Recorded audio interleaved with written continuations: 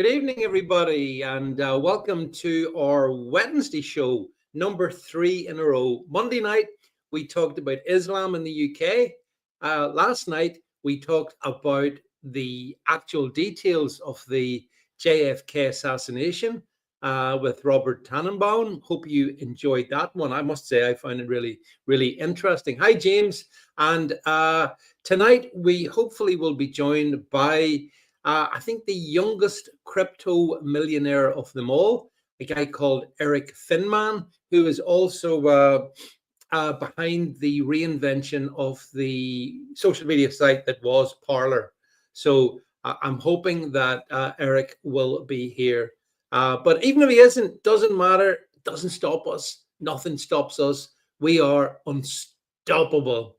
So a few things have happened today, which I will be covering tomorrow in detail on my podcasts and Substacks. But did you see, folks, the meeting between President Trump in the Oval Office and the South African President, Cyril Ramaphosa? It's absolutely worth watching. Trump did not miss him at all. As you know, and Elon Musk was there, and Trump showed a video, actually, it's brilliant, of the, sad really, of the genocide of the white farmers, the Afrikaners in South Africa. Yeah, I've got it here. Really, really interesting. I don't think we'll play it all, but Trump did not hold back. I don't know if it's not a short clip. Maybe we can. Yeah, it's like a short clip. It's about after viewing a thing where thousands of people are dead. I'm sorry, I don't have a plane to give you. I wish you did. I would take it. If your country offered the United States Air Force a plane, I would take it. Okay. That idiot. Yeah, I don't know why Trump says stupid stuff like that. You know, he doesn't need a plane.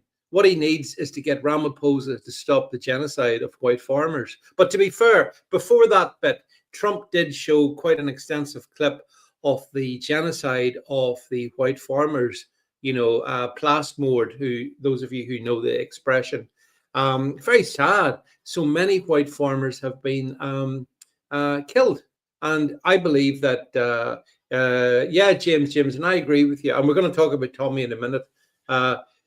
This was, I think this is actually maybe the detail. My land, we require no permission from you, from the president, from no one. We don't care. We can do whatever you want to do. Who are you to tell us whether we can occupy land or not? We are going to occupy land. South Africa occupy land. That's who we are. So what that was, all that shouting was, it was coming from a big TV, big screen. And on the big screen, they were playing videos of Julius Malema, who is absolutely genocidal. He's a guy that sings the catchy song, Kill the Boer, Kill the Farmers, that guy. And of course, Ramaphosa, and it's really a Ramaphosa I wanted to touch on. Ramaphosa, who I've known for quite a long time politically, not personally, but he was involved in the Northern Ireland situation back in the mid-90s. I consider him to be a complete fraud. He followed on from Mandela, right? The Mandela legacy. And as pointed out here, once they drive the Boers out of South Africa is going to starve. Exactly. It'll turn to dust like Zimbabwe. These farmers produce the food that feeds South Africa. And what do they get? They get genocided. That's the truth of the matter. Donald Trump did say all that. And as I say, I'll cut it tomorrow and we can go through it in a bit more detail. But it's pretty good for Trump to bring him in. And watching all of this, standing just behind JD Vance and Marco Rubio, was Elon Musk, who, of course, is South African and who knows exactly what happens in South Africa. James Jameson says here, Mandela was a terrorist. It was a disaster for South Africa. He was a terrorist as well. Of course, you're quite right. He was. Yeah. I don't buy into we replaced the apartheid regime with something much more enlightened. No, you didn't. Apartheid was wrong, understandably. I get that. But what's replaced it in terms of the ANC and what they've got up to is definitely no better. and it's more nihilistic, it's more destructive, because just like we talked about Zimbabwe a second, Zimbabwe was known as the breadbasket of Africa. It was so fertile. The farming was so effective. White farmers. It went from being a bread basket to being a basket case.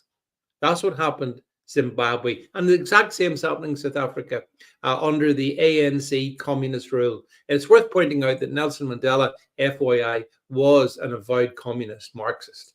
In every sense of the word. So South Africa is a failed state, and a bit like certain other failed states, Pakistan, for example, Bangladesh, for example, and these things have these countries have much in common. And one of the things they have in common is the desire to kill anyone that they disagree with. And so thus it is with South Africa. So anyway, we'll cover that in more detail tomorrow. The other thing to talk to you about is the Tommy Robinson. We got the news yesterday that Tommy Robinson was to be released early from prison. Good. I support that. Obviously, I believe he should never have been sent to prison. So there is that.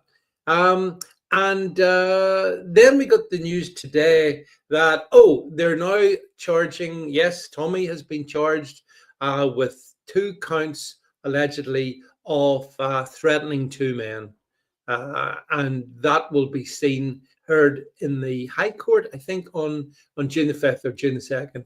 So in other words, just think about this. They haven't even released the man yet. He's still in prison. Some people said, Tommy Robinson's free. Now, he's not free. But he should be free maybe by Friday of this week. Maybe by Friday. They usually release the prisoners on a Friday, just like the NHS usually discharges people on a Friday, because, hey, they're busy at the weekend. So you have a situation where Tommy Robinson got this news. I'm so happy for him. He's got a family, he's got kids, and he's getting out of prison yesterday. Today comes the news. They were charging you with threat and assault. And could that mean he is then given a new prison sentence? I guess it's possible. This is the persecution of Tommy Robinson by the Keir Starmer 2-tier justice system. That's what it is. And it's disgraceful that we see this. I mean, can you imagine the psychology of Tommy Robinson? Yesterday, he's thinking, I'm going to get out. I'm going to get home. That's the main thing. And that's good. And now today he's told, by the way, we're launching a new case against you, and you're going to have to go to court to hear the charges. So I think we know what the context of the charges were. But anyway, it shows how wicked the British state is. And then the second thing that we saw yesterday was that Lucy Connolly, if you remember, Lucy Connolly, who was the former Conservative councillor's wife, and a care provider, she, as you know, she tweeted out in the aftermath of the Southport protests following the slaughter of three of her very young girls by the second generation Rwandan migrant Axel Rudikapana. Remember? She sent out a tweet, which I think actually I do have. I wonder if we can actually show it. It's on my, if you check for Lucy Connolly tweet, she put a tweet out in the haste of the moment, right back at the end of last July, and it was this tweet that got her into so much bother. She realized she shouldn't have done it. She took the tweet down, but that was too late. It was too late. And so in very short order, she was taken to court, and she pleaded guilty, which she shouldn't have done, but she didn't understand how the system works. I think she thought if she pleaded guilty, she might get a lesser, sentence. She didn't. She thought she might get shown mercy. She didn't, because ultimately, this was another one of these, examples that Keir Starmer wanted to make of people who were rightfully annoyed at what had happened. And so it is that she was given 31 months in prison. I'm being told here there is no evidence that her words caused any violence. Absolutely, but that's not the point. We're long past the point in this country where there has to be evidence. She did put a tweet out though, and she did plead guilty to, I think it was racist incitement. I think that was what it was. So she pled guilty to racist incitement, did our Lucy, and that is what basically done for her. So I mean, to be given 31 months in prison when there are, for example, at the moment, right now, right as we're speaking, a Labour councillor who was extraordinarily injudicious about what he said in the aftermath of the killings, and he's fine. His case is going to be heard, you know, the 12th of never. So in other words, he doesn't have to go to prison, but Lucy Connolly's in prison. And I find this, and I'm sure you must feel with me, completely, you know, injudicious, completely unacceptable. And it's more evidence of the two-tier justice that two-tier care is shoving upon us. And so I feel so bad that Lucy Connolly faces potentially, you know, I mean, she's been in prison for a while now. Can you imagine what it must be like for, I mean, I feel bad that Tommy Robinson was put in prison, but Tommy had been there before. And I guess he understands, you know, how it works to a degree anyway, although he shouldn't have been there, as I said, to repeat. But this young mother, she has no idea what prison's going to be like. I'm sure she does now. And your heart can only but go out to someone like this, because they are put in this invidious position of, the police are saying, plead guilty, it'll be okay. You don't worry about it, thumbs up. The judge will give you a reduced sentence. And then the judge says, on mature reflection, you're going to prison for almost 3 years. Yeah. Which, can you imagine the destructiveness of that in terms of her family situation, their husband, their kids, their broader family? Absolute nightmare. Lucy Connolly made a stupid tweet. She should not have been sent to prison. She could have been censored. She could have been fined. She could have been warned. She took the tweet down within a couple of hours, I think, of even making it. And as has been pointed out, there is no evidence that anyone saw that tweet and went, yeah, right, let's go and riot, even though the tweet itself was injudicious. There's no evidence that one thing led to another thing. So, you know, we used to be a country where things were evidence-based. It is cruel and unusual punishment, but it's deliberate, cruel and unusual punishment. It's not accidental. This is the regime we've got now. The Labour Stormer regime is all about punishing us, punishing Lucy Connolly, punishing Tommy Robinson, punishing anybody and anyone and whoever who gets in its way. So if you stand against the Labour government, you could be in trouble. That's why people on social media have to be careful. Now, I am glad to see, and I understand that we're broadcasting this on multiple platforms, but I'm glad to see on the X platform, Elon Musk's platform, I believe that there is support being given to Lucy Connolly. And I certainly believe there was legal support given to Tommy Robinson. And that's because X believes in free speech. And you've got to doff your hat at Elon Musk. We can all complain about, you know, X isn't perfect, this, that, and the other. Yeah, what is? Look, what is in life? I think that if it wasn't for the likes of X, then we'd all be even in greater trouble than we are. But Lucy Connolly, as I say, she did send that tweet out, which we've not been able to find, obviously, Lucy Connolly tweet. Yeah, she's got 3 years. Imagine 3 years for a tweet. You know, imagine 3 years. I can think of people who put the most atrocious thing out on social media. They don't get anything. They get nothing. They're okay. But Lucy Connolly's not okay. So anyway, so to go back to topic, Tommy Robinson got the news yesterday. He was to be released, and today got the news that he was to be charged. And this is cruel and unusual punishment designed, I think, to psychologically destroy Tommy Robinson. You know, I mean, I would hope that he could have got out of prison, spend time with his wife, with his kids, with his friends, keep away from politics and all this stuff for a bit. So you recover. Who knows what? I think he's been in prison from, wasn't it, like August, September of last year? So who knows what that does to someone, especially as in Tommy's case, where he was in, solitary confinement. And this is the problem. And the government knows exactly what they're doing. It is a form of mental torture. And I know Tommy Robinson is a strong man.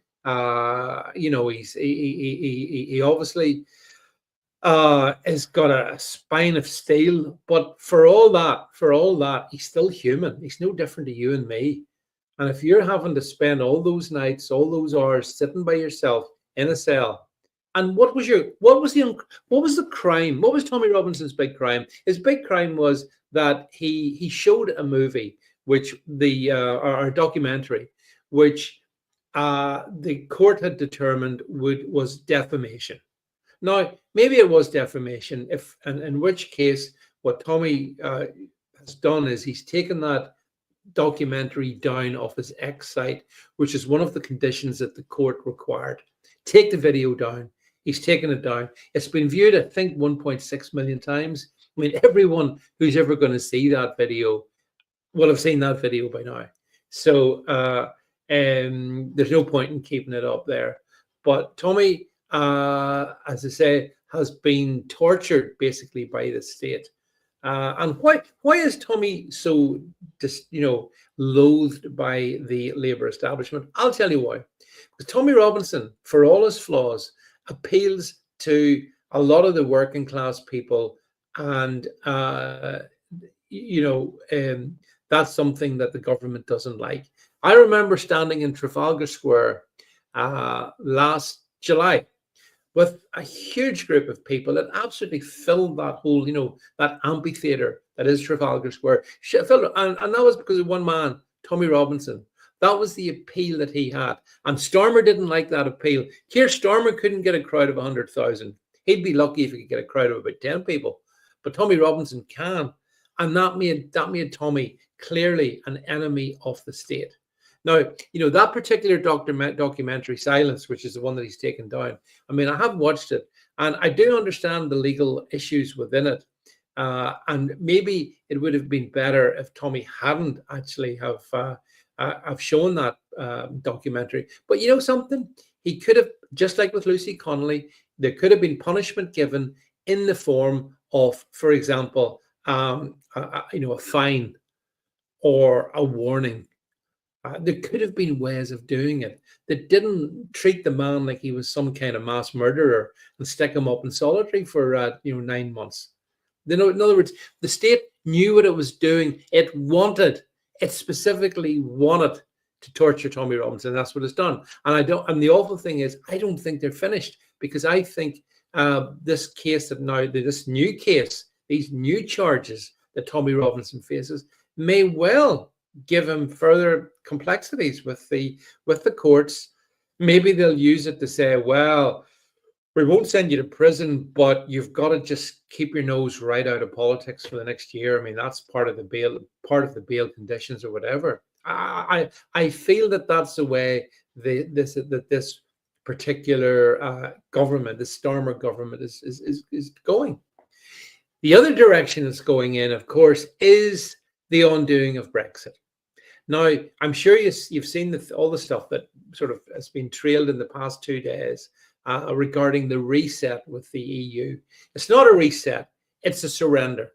It's a surrender deal. Starmer's very happy about it, because he always wants us. He opposed Brexit from day one, wanted to reverse it, tried to do that from 2016 onwards, and now, he's essentially done that, because be under no illusions.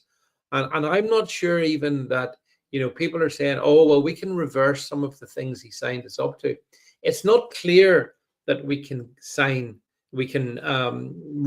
reverse those things. That's not a given. I happened to read Sarah Vine's column in the Daily Mail, and she finishes her column today by saying, and Brexit finishes not with a bang, but with a whimper. Her words, Brexit finishes, Brexit dies, not with a bang, but with a whimper. I don't totally agree with that, because I think there's enough of us, of the 17.4 million, there's enough of us who are of the opinion that, no, we won't accept what Starmer's trying to do. We will not have ourselves return to the European Union. And if he does that, that's a clear breach of trust between government and the people. The people voted, 17.4 million of us, 52% in 2016, to leave the EU. We didn't vote for a youth mobility scheme where apparently people from the age of 35 and under, and by the way, those of you watching this, 35, in what way is 35 being a youth? I mean, a youth, I would have said, was 18, 19 at the oldest maximum, not 30 or 35. But this is all part of what Starmer wants to do. He wants to bring back free movement, but he gives it another name. He wants to make sure that we are rule takers. We follow the rules. We don't set the rules. In other words, these are deliberate, in your face sort of repudiations of Brexit. And I don't know about you. The UN sees a youth as 18 to 24. Sad times, Jed, because I think Keir Starmer thinks it may be anyone from 35 and under. 35 as a youth? 35, I was married with a couple of kids and a business to run. I had lots of things to do. I wasn't a youth. Now, we were supposed to have, as I say, Erik Finman from PARLER, but I see no evidence of him turning up. So never mind. That will just have to wait for another time. I'm sorry about that, but hopefully you make arrangements and guests turn up, or they don't. But it doesn't matter, because it gives me more time to talk to you anyway. So, but yeah, it is free. Jess, it is free movement. What's been agreed is essentially free movement. Everything Labour does, they just use different words. But I think the thing that gets me most about Starmer, and I don't know what you think about this, but if you follow his social media, which I do, it's endless videos of him glorifying him, the sheer narcissism. Look at me, I'm the big I am. Look at me, I've done this great deal with the European Union. I've got rights. I fought for Britain. I mean, this is unbelievable gaslighting. He's surrendered for Britain. That's what he's done. He's a Vichy prime minister, if you understand the term.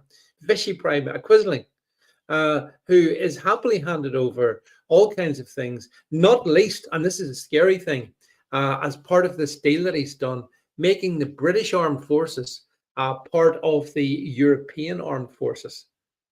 Now, where do you think that one might lead?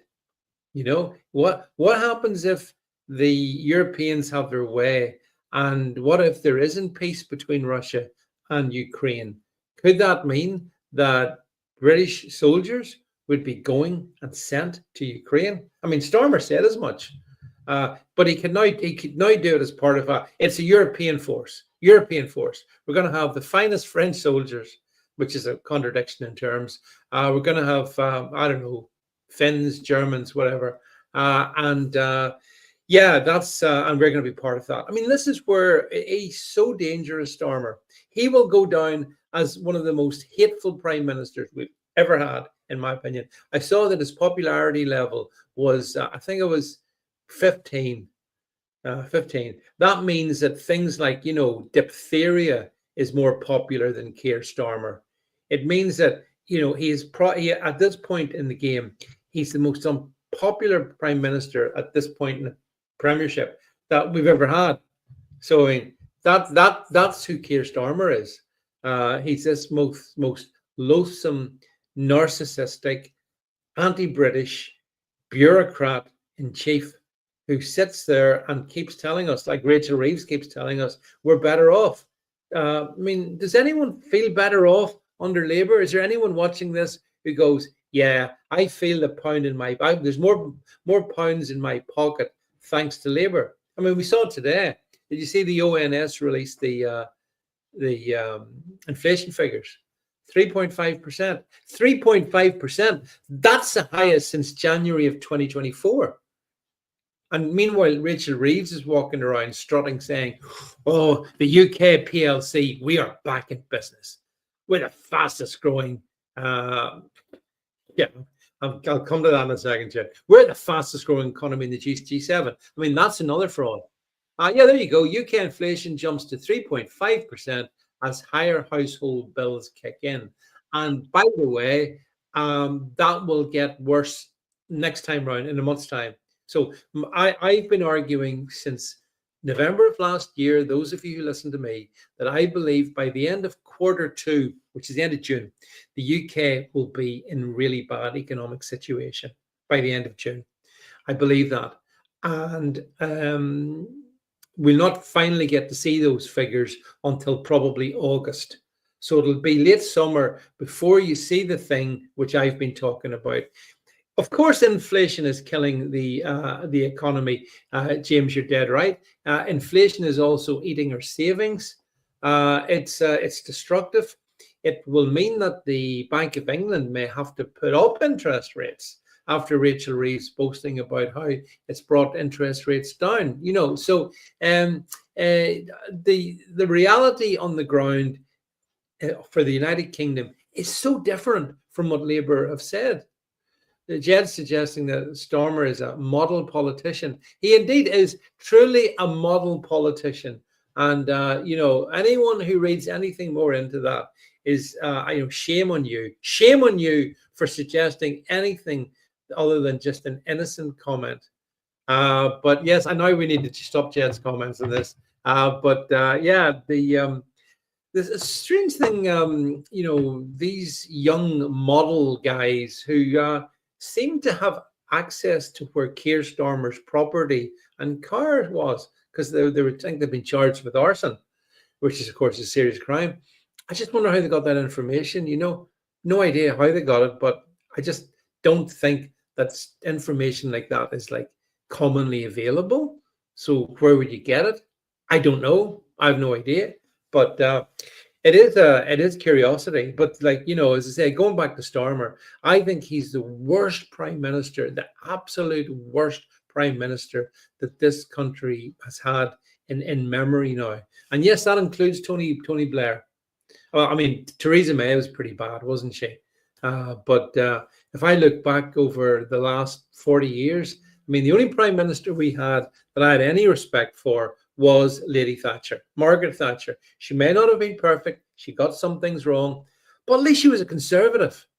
I mean, I heard Jacob Rees-Mogg on the TV last night telling us that, the threat from Labour means that the Conservatives and Reform need to get together and do a deal. No, they don't, Jacob Rees-Mogg. The last thing Reform should do is do a deal with you guys in the Conservative. As Charlie Kirk, the US commentator, said, and I did put this, I think I put this out on one of my platforms today. He believes that the British Conservatives aren't conservatives. They just use that name. They're a bunch of liberals, basically. And he's right, absolutely right in that. So, you know, when you look at people like well, just pick your conservative, prime minister, David Cameron, hands up all who like David Cameron. Theresa May, hands up all who like Theresa May. Boris Johnson. Bojo, he gave us Brexit, you see. No, he didn't. He actually betrayed Brexit too, because he kept part of the UK in the single market and subject to the European Court of Justice, which we still are. And however, the only plus about it is now, so are you if you're in England or Scotland or Wales. You'll be ultimately in the same position as us. But that's only because it's a classic reversal of Brexit situation we have going on. So, I mean, the Conservatives are not worth a damn. Reform no one should do a deal with them. I let them just wither on the vine and die on the vine. If you look at in the polls, they're now polling in fourth place for the Conservatives. I mean, hello, Kemi Badenoch. What's that sound? Oh yeah, that's the bell for whom the bell tolls, Kemi Badenoch, because it's perfectly obvious that her leadership has been calamity, disastrous. She can't even outsmart Starmer at the Prime Minister's questions. I don't watch it because it's too grim. It's a horror show, because smarmy Starmer basically is able to evade every question that she asks. And it doesn't look good, and it doesn't help our side as well. So I don't think that the Conservatives are any degree of opposition to what Labour's trying to do. And what Labour's trying to do is to destroy our country. Like, let's be under no illusions about that there. Labour want Britain Inc. to be essentially swallowed up by the European Union and just return to the position we had been in 2015. That's the truth of the matter. The political class here never wanted Brexit. Now, did they? I think somebody did a poll back in 2016 following the Brexit vote. And as you know, there's 650 MPs. And I think the conclusion was that of the 650 MPs, the best estimate was, I think it was 485 of them voted to remain. Think about that. 485. I mean, that is more than 2/3 of them, I think, voting to remain. So when the people said leave, they were never going to go with it. And I mean, it does raise the question in my mind. I don't know what you think. You know, does voting really make a difference? Do you change things by voting? And I now have great doubts, because that was the Brexit vote was the biggest vote in British history. 17.4 million people voted. Keir Starmer is in Downing Street tonight because last July, 9 million people voted for his party. So he's in Downing Street, 9 million people voted Labour. Brexit, 17.4 million. So, you know, almost double what voted for Starmer voted to Brexit. But hey, we have, as Starmer says, you know, we can't just live in the past. We have to move on. That's one of the favorite tactics that the left do. Whenever they lose an argument when they know that they've lost the argument, let's be honest, what they'll turn around and say, look, we can't live in the past. We need to move forward. Tomorrow is a fresh day. This is the rhetorical tactic that they use. So rather than deal with the fact that, yeah, but we instructed you, we British people told you we want out of the single market, out of the common trading area, all of that. We want to take control of our own borders. We want to set our own standards. We want to set our own laws. That's what we wanted. Not getting it. James says, we don't have a democracy, parliamentary vote for reference. Yeah. And we don't have free speech. Not Great Britain. Exactly. We are captured Britain, and it's picked up. Going back to Charlie Kirk, that's what he said. He apparently has taken part in a debate in Oxford and Cambridge. I saw a wee bit of part of his debate, Charlie Kirk's debate. And he said he couldn't believe the fact that at these prestigious universities, the people he was debating, the students, they were much more concerned about Palestine than their own country. And does that surprise you? It doesn't surprise me. I mean, I'm not remotely surprised about the fact that the students are, all the way Gaza, all the way. Here we go. In fact, actually, I wonder if we can play. It's quite a short clip. I wonder, can we play it? Let's play this clip if we can. This is Charlie Kirk. In the conflict of Israel versus Hamas, who's the good guy? I believe both Hamas and the Israeli government are evil. But I think also that there is no justification. Are they equally? There is no justification for the murder and mutilation of thousands of innocent people and children. Well, it's a futile. Let's hear him out. There is no justification, Mr. Kirk, for invading hospitals, for bombing innocent populations, and dragging out a war which is damaging Israel and the West security. You've made that point, but well, it's not a point; it's a moral truth, isn't it? Yeah. It was also a moral truth that the war started because 1,300 Jews were killed and 200 were taken hostage. And when you declare war on Israel, expect a firestorm in reaction. Let me finish, I let you talk. Israel had its holiest day of the calendar year besides Yom Kippur and Rosh Hashanah, Samat Torah, the 50-year anniversary of the Six-Day War. On Shabbat, Hamas invaded Israel, deciding to go recklessly to music concerts, to homes, to kibbutzes, and taking 200 plus hostages. They knew what they were doing. In one of the most cloistered urban environments on the planet, 2 million people live in a place where it's impossible to wage war. Impossible.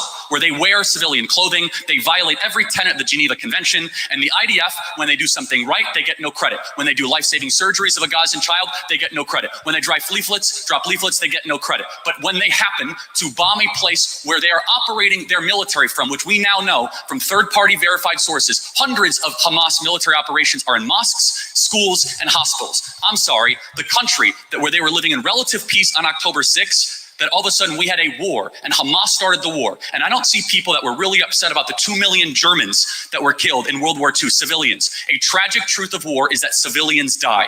I don't like it and you don't like it. And they brought it upon themselves. The only operation and entity to blame is the leadership of Hamas, not the Israeli government, for fighting this defensive war after they were invaded. There is a good guy and there is a bad guy. I honestly... Isn't that the morality of a child? Well, hold on. It's interesting you say that, because a child who knows that Israel is the good guy, Hamas is bad, has a lot more wisdom than a student like yourself at Cambridge University. Boom. Very good from Charlie Kirk. I think he showed his debating prowess there against a really curious little sort of freak, but full of moral virtue. But Charlie's broader point was, beyond just the Gaza-Israel stuff, was the fact that why is the UK not focused on the UK, which is my kind of argument. Yeah, I do talk about Israel, Gaza as well, but our primary focus should be, how do we make our country better? How do we make it safer? How do we return to traditional British values? How do we have streets that are safe for young white girls to walk on? How do we deal with the rape gangs that operate in certain towns? All of those things, those you would have thought would have been concerns for British students, but oh no, wait, no, that's not even relevant. We're going to talk about Gaza. We're going to virtue signal. And some people criticize me. I've been criticized on this one because I'm not even-handed. I don't see a reason to be even-handed, to be quite honest with you. I do agree with Charlie Kirk's broad analysis. But that said, I don't want to see the death of anybody, be it Palestinian or Israeli. But the fact of the matter is that I see in the UK student body just a total obsession about Palestine, which, to give you an idea of just how long-standing that is, I remember when I was at university, back in the 18th century, when I was at university then, there was a body of students who wore their keffiyehs, who were Palestinians. So it's like a cause célèbre amongst the unwashed student masses that we have to stand with Palestinians. And of course, you see it in more broader political sphere as well. You have seen in the last day also the very interesting thing with the British government, along with, I think, the French, and I can't remember who the other government were, Canadians, saying, right, Israel, you better watch yourself because we're not happy about what you're doing. Tough. Do you actually think, David Lammy, that Israel gives a damn about what you think and how annoyed you are? I don't think Israel could care less about you. Absolutely joke figure. As I said, this is a joke Stormer regime. Stormer's a narcissistic joke. Lammy's just a complete joke. Rachel from accounts, anyone take her seriously? Yvette Cooper, the Home Secretary. Oh, she's so tough. Yeah, she's real tough girl. And you keep on going. Bridget Phillipson. I can't find anybody on the Labour benches who's got any ability. James Jameson saying here, he remembers the Palestinians out in the streets celebrating as the broken body of a poor girl was paraded. Yes, I saw that infamous video as well. And this is the thing. Sometimes, there is a right and there is a wrong. We can't continually live in a world where we say, it's all a bit grey, on the one hand this, on the other hand that. No. But even if you leave that to one side, you have to say, well, why are these students not worried about rape gangs operating in our towns and cities, for example? Why are they not? Why is that of no interest to them? Wonder what the ideology of the people carrying out that atrocious sexual abuse might be. Any thoughts what that ideology might be? Mm. You see, I've been talking to over the last week or two. You may have seen a lot of posts from me in social media concerning India and Pakistan. And what I've been sort of saying to my Indian friends is this: that in the battle between in the battle between good and evil, between right and wrong, you do have to choose a side. You really do. You can't be neutral. And I see India on the front line trying to confront the terrorist state of Pakistan. I see Israel on the front line trying to confront the genocidal evil that is Hamas. That's what I see. Now you don't have to agree with me. You might feel differently, but I see that. And I find it strange, and my Indian friends find it strange, that the West seems to take the side of the terrorists. Would you agree? I mean, I would say, broadly speaking, Western governments are pro-Palestinian and pro-Pakistan. Why might that be? People have asked me, why is that? And then my answer is, well, if you want to talk about why is the UK government, relatively speaking, so sympathetic towards Pakistan, well, let's face it, there's quite a large Pakistani diaspora in the UK. They vote overwhelmingly in favor of Labour. I think it has been traditionally about 85% in favor of Labour. That may have dropped a wee bit because they've now started to vote for their own candidates. I'm not sure that's even, I don't think that's good news, but I think that's part of it. And you may have seen today in the news, I think Rotherham's got a new mayor. Have you seen the Rotherham mayor? I think Sheffield's got a new mayor. In fact, actually, here are, well, I think this is the speech of the new mayor. Here's the new mayor of Rotherham, the epicenter of the child abuse. Here's her speech. Pakistani मुसलमान औरतों को माशाल्लाह मुझे बहुत फख्र हो रहा है। हिजाब पहना हुआ है, जहां पे जाऊंगी मैं रिप्रेजेंट करूंगी एक मुसलमान औरत जो रदरम की मेयर बनी है। साउथ यॉर्कशायर में पहली पाकिस्तानी कश्मीरी औरत मेयर बनी हूं। माशाल्लाह बहुत फख्र की बात है। I am absolutely privileged, it's an honour to be in this position. मैंने कभी सोचा नहीं था ये दिन भी आएगा। अल्हम्दुलिल्लाह, ये सब अल्लाह अज़्ज़ा व जल की वजह से, दीन की वजह से और मेरे माँ बाप की दुआ। डिप्टी मेयर काउंसलर हारून रशीद और काउंसलर ताइबा यासीन ने रुखसाना इस्माइल के मेयर बनने पर अपनी मुसर्रत का इजहार करते हुए कहा, मैं मैडम मेयर को मुबारकबाद देता हूँ। ये तो कि हिस्ट्री बन की हमारी जो साउथ यॉर्कशायर में जो फर्स्ट फीमेल मेयर से ये रिप्रेजेंट कर रही। There you go, my friends. There you go.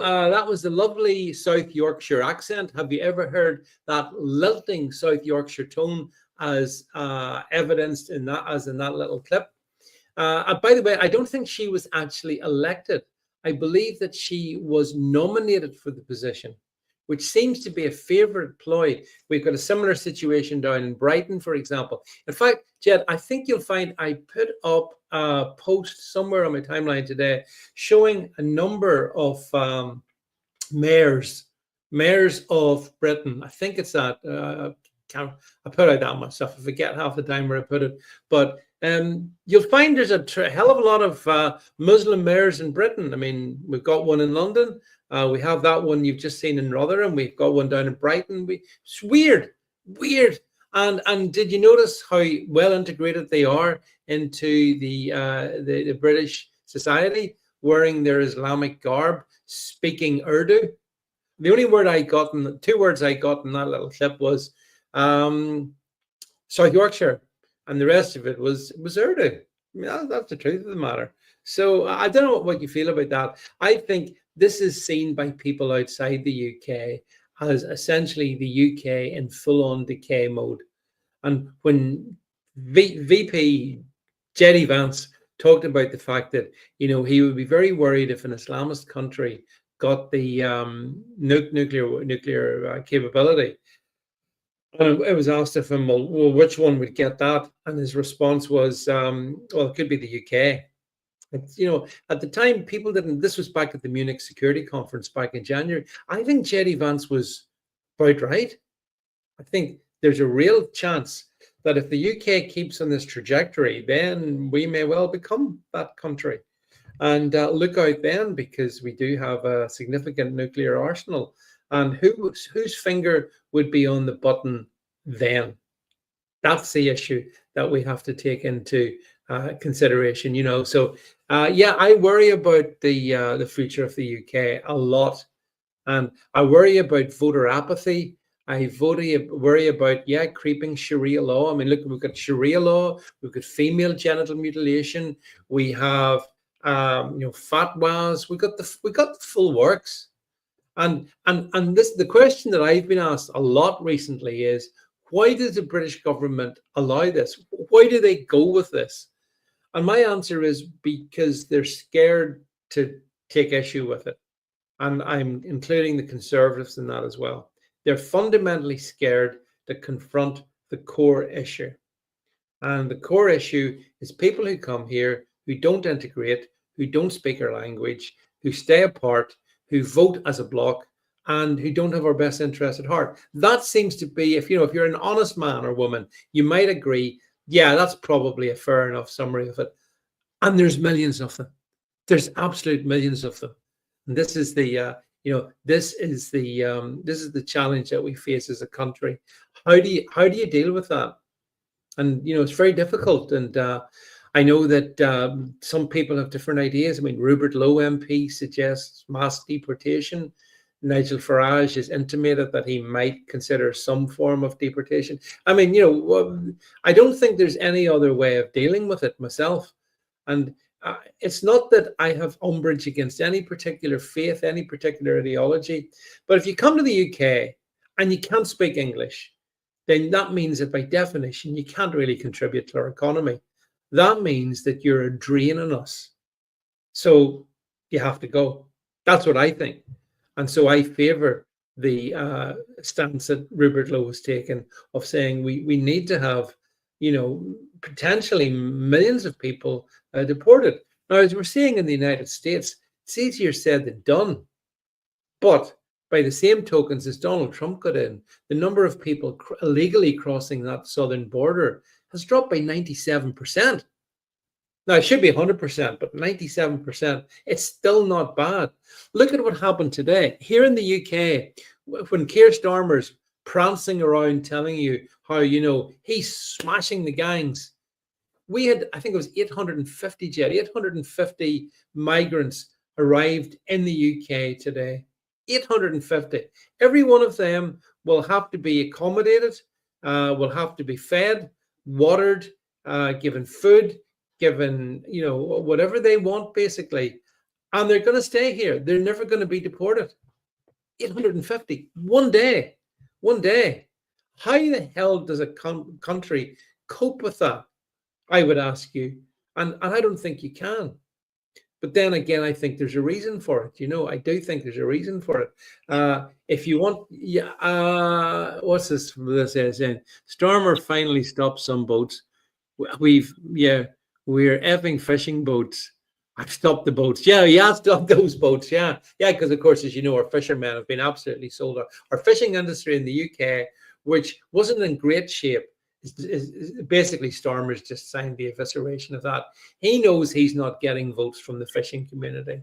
And that's what we need to see in Downing Street. We need to see a closing down sale. But the difficulty is that we mightn't see that until 2029. And what I wonder is, another 4 years of this, do you think we can take 4 more years of this? That said, you're also going to see backtracking from the Labour government. Like today, I think we've seen the Labour government giving the indication that it's going to roll back. The winter fuel cut where they took away the winter fuel allowance. Again, Mrs. Doudlier. Exactly. That may be reinstated for some pensioners because that went down really bad. In fact, if you think about Stormer's signature moves, cutting the winter allowance for pensioners, the NIC contribution, the hike on employers, all that stuff's completely backfired. Like none of it's worked. Anyone who, so Labour is proven to be a calamity, and maybe that's a good thing, because maybe in some way that I don't know, that could trigger an early election. I don't know how, but Stormer's obviously looking at the figures and thinking, my decision to take the money from the pensioners didn't go down too well, so we'll give some of the money back. James Jameson makes a fair point that America survived Biden. Hopefully we can survive Starmer. And that is also a fair point, actually. And just on the topic of Biden, actually, maybe just to wrap up, I wanted to talk about Biden a bit because, as you know, Joe Biden has been diagnosed with stage 4 cancer, prostate cancer, which apparently has jumped from his prostate into his bones, I think. And that is, frankly, a terminal stage for prostate cancer. And yes, I did put this podcast up today. You can check it out there, my friends. It is the Biden, if it ever loads, the Biden cancer mystery. And here's the mystery over the Biden situation. Apparently, he says, "Oh, it was just discovered the stage 4. Just discovered it." Well, you don't discover stage 4 cancer, prostate cancer. Prostate cancer is something that can be picked up quite early. And how do I know this? Because my dad had it. My father died of prostate cancer, which went from the prostate into the bones. And from that happening, that stage, unfortunately, life became very short. And it's tragic. And I feel bad for Joe Biden, even though I don't like him politically. But my question on it is, the Biden cancer cover-up. Here's the Biden cancer cover-up. He, as president, would get regular health checks. As part of the regular health checks, there would be blood tests. The blood tests would pick up a raised PSA. They're bound to have. Now, back in 2019, this is the real mystery. Stick with me on this one. Back in 2019, in his health examination in 2019, he was diagnosed as having an enlarged prostate, right? Which is very common for men. It's not that uncommon, but you then want to keep an eye on it, right? Given the fact that in 2019, he was, God knows what age was he, but late 70s, whatever, early 80s. So he was elderly at that point in 2019. What we're being asked to believe, my friends, is that from 2019 until now, 2025, nobody decided to do any tests regarding the prostate, even though it was enlarged, even though, for example, that could lead to the terminal condition he now has. And then this is where the mystery deepens a bit more, because I'm saying nobody checked, but maybe they did.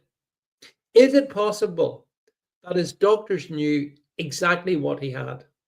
Joe Biden, in other words, is it possible that he served 4 years in the White House with dementia and riddled with cancer? And then, well, who would all know? Would Dr. Jill Biden have known that, for example? Would she not have known that about her husband? Would the Democratic establishment not have known that about him, given that their experts were regularly checking Biden's health? Was the plan, this is it, get this, was the plan, given the seriousness of prostate cancer and dementia, to basically shuffle Biden to one side and bring in Kamala as the first female colored US president? Was that the plan? And did it fail because Biden basically wouldn't go? Is that a possibility? Well, I mean, this is what I'm arguing in that article. I do think that on the balance of probability, you just don't be suddenly diagnosed with stage 4 prostate cancer. You just don't. I haven't seen any. A lot of doctors have said, that's strange. That's very strange. And it's almost like they hid it for 4 years.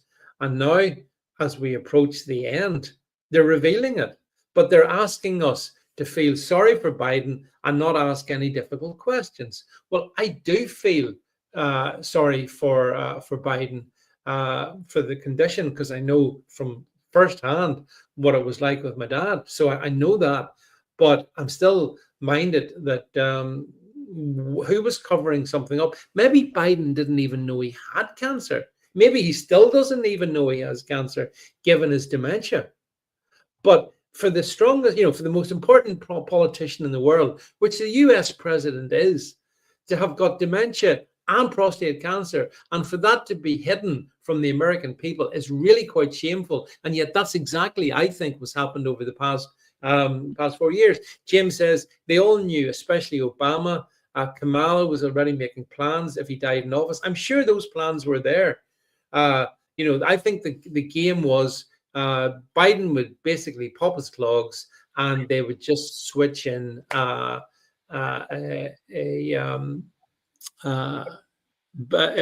Harris.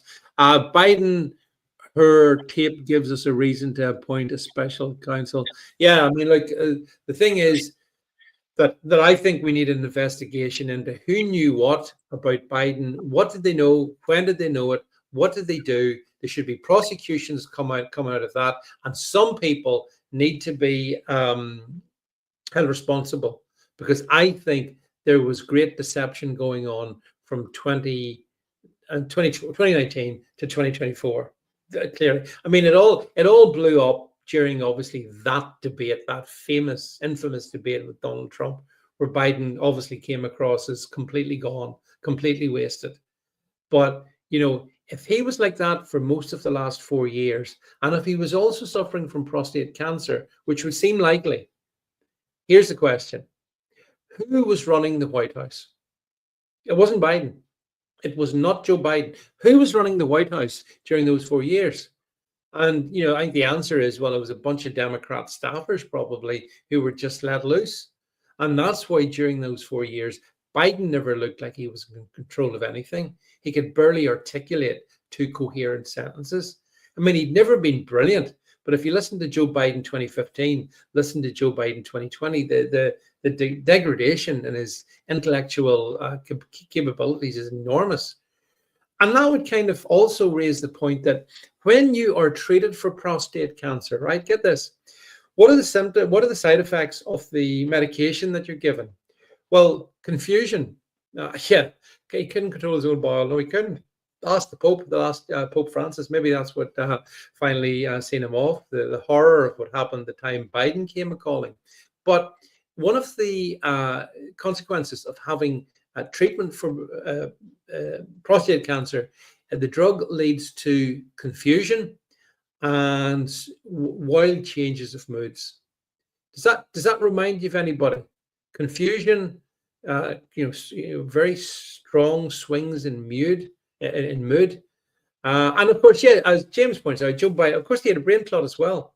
I mean, the Democrats picked an extremely unwell man to be president. And people say, why did they do that? And my argument is because he was an extremely unwell man. They thought they could have manipulated him. I think that was what the plan was. But it turns out he was very truculent. He didn't want to leave. As you know, as recently as late spring of last year, he was still going to run against Donald Trump. I mean, it was only that debate. He did that early debate, which was so ill-advised, and that showed him up. But if he hadn't have done that debate, he still would have tried to stand. So basically, he was like an albatross that was on their shoulder, and they couldn't get shot of him. That's the truth of the matter. So, it is sad that he's got this terminal condition. I've got to be honest with you and say, I believe, assuming we're being told the truth, which you can't be sure about, but if we are being told the truth, and if he has prostate stage 4 prognosis, he'll not be here by the end of the year. I don't believe, based on what happened with father. But maybe he might survive a bit longer. But as I say, it's end stage cancer. And you don't suddenly get diagnosed with end-stage cancer. If you're US president, you've got the finest doctors, the best technology, and regular health checks. So they would have known, I think. So again, who knew what? When did they know it? And when are we going to find out? So lots of questions come out of this one concerning Joe Biden. It's not just the media is trying to guilt you into saying, oh, he's got prostate cancer, leave him alone, for goodness sake. Yeah, that's true. But we need to understand, when was it first diagnosed? Who diagnosed it? And was he given treatment? Was he on treatment for actually the dementia as well, for that matter? Or was it the treatment for the prostate cancer that was causing the mental confusion? Questions, my friends, that I don't know if we're going to get the answers to them, but we have to at least ask the questions. So look, I think on that note of that sort of not a conspiracy theory, is it? It's just asking questions about Joe Biden's cancer prognosis and the way it came about being revealed. I think I will wish you all a good evening. I'm sorry our guest didn't turn out, but there we go. We'll have to cope without Erik, and I shall of course be back on our live podcast tomorrow night, 8 o'clock, with all the gang. Jed, Adrian, everyone else joins me tomorrow night, so that'll be going out. Come along and join in the banter then. Tomorrow night's great for me because it I saw a very quick comment there, but it vanished as quick as it came up. It's great for me tomorrow night because I don't have to do much talking, and after tonight, who wants to hear any more from me? But you will hear from me on the podcast tomorrow, on the Substacks tomorrow, and I want to thank you all who have taken the time to listen to this. I appreciate you being here this evening, and come along tomorrow night, 8 o'clock on the podcast on Podbean, and on this download the Podbean app. Yes, download the Podbean app, and then you can come in the studio and you can talk directly to me and Jed and everyone. Express your opinion. Tell us what you think. Free speech is not dead. It prospers on the David Vance platform. So look, folks, I'll wish you a good evening. Thanks for being here, and catch you all tomorrow. Good night.